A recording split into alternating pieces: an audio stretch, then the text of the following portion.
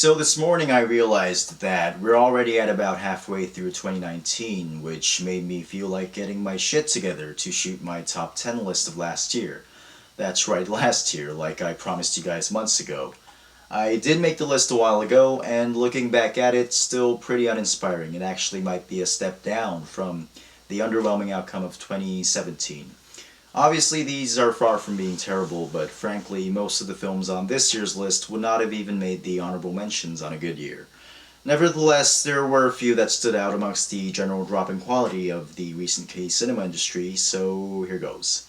By the way, I was hesitant on adding more than 10 this time, but the more the merrier, I guess. First up is a little prop film called 풀잎들, or Grass, from the one and only Hong Sang-soo. He goes nowhere new with this film. It's almost like a little exercise, a cute rehearsal that he just happened to shoot.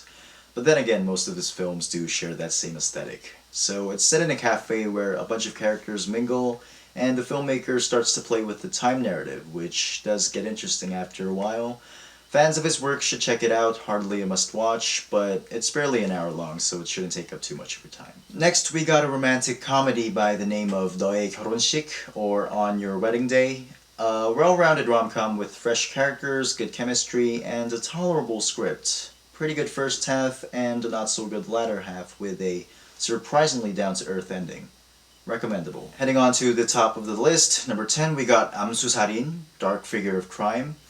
A straightforward crime thriller with a steady, somewhat modest direction and a couple of nice performances. One of those rare cases when the fact that the script is based on a true story actually adds depth to the overall product. And number 9 is an independent drama called 어른 도감, or Adulthood. A refreshing story of an orphaned teenager bonding with her troubled uncle. The characters and performances are really what did it for me. Lee Jae-in, the actress who played the teenaged girl, possibly the newcomer of the year. She also had a big role in Sabaha earlier this year. I will be keeping an eye on her in the future. She's got great talent. Moving on to number 8, Gonjiam Haunted Asylum. This marks the return of Chung Bum-sik, an overlooked horror director. You should check out his debut film Kidam, or Epitaph. One of, in my opinion, the greatest Korean horror films. This film I didn't like as much, but it does have its moments, especially near the end. It also shows off an acceptable use of first-person perspective cinematography, which I normally don't approve of. Horror fans should give it a go. Number 7, another indie drama, 죄 많은 소녀, or After My Death. A painfully realistic look into the school society through the eyes of depressed teenagers. It's not an easy watch. Ambitious direction and hard-hitting performances all around. Aesthetically, if you're into that gritty, cold indie look, you'll appreciate this. Number 6, yet another indie film, an extremely low-budgeted comedy this time, 튼튼이의 모험, also known as Loser's Adventure. The story is as simple as it can get. It's about a group of small-town high schoolers who are passionate about keeping their school's wrestling team alive. A lot of aspects of this film looks amateur, and not intentionally so, but it has heart, and it gets hilarious in moments. The distinct humor is not for everyone, but it got me. Number 5 is the action film starring Ha Jung-woo, PMC The Bunker, also known as Take Point. A major commercial flop and a decidedly flawed film. The screenplay in particular is a hot mess. A very awkward first act as well, but it gets much better from then on. Parts of the action design are superbly done, and a lot of interesting ideas regarding the production design can be seen as well. Moreover, the final act and the ending sequence is not how you would expect a typical Korean action film to end. It's daring to say the least, which is probably why it bombed at the box office. And number 4, we got Swing Kids, the latest Kang Young-chul film. I've said everything in my review before, and many of you did not agree, but I still stand by it. This is not a film about the Korean War, not because I don't want it to be, it's just inherently not.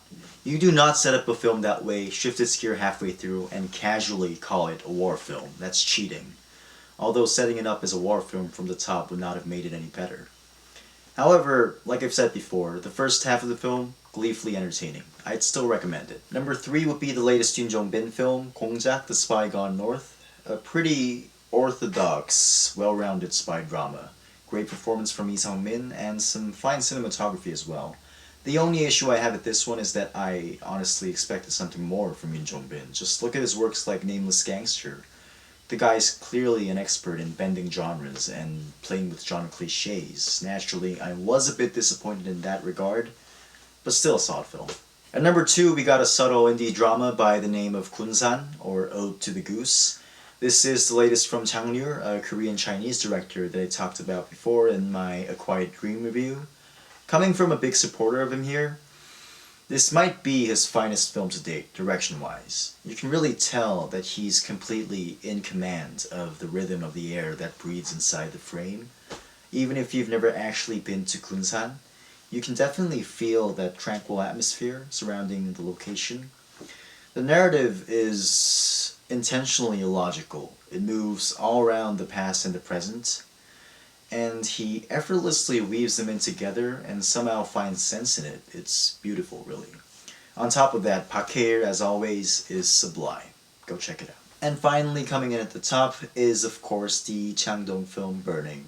An obvious pick, the only Korean film of last year that proved to be masterful in every aspect of its making.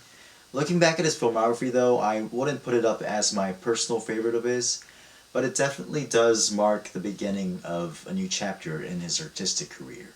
Again, I have a review out for this, and I say some more things over there. And that's about it. A few months too late, but most of you guys watching this will have had to watch these movies through the internet anyways, so I'm guessing it won't make that much of a difference. I'll be back this Friday for a review of Kisengchung, or Parasite, the new Bong Joon-ho film, which also won that little award that no one cares about a couple days ago. Hopefully I'll see you then.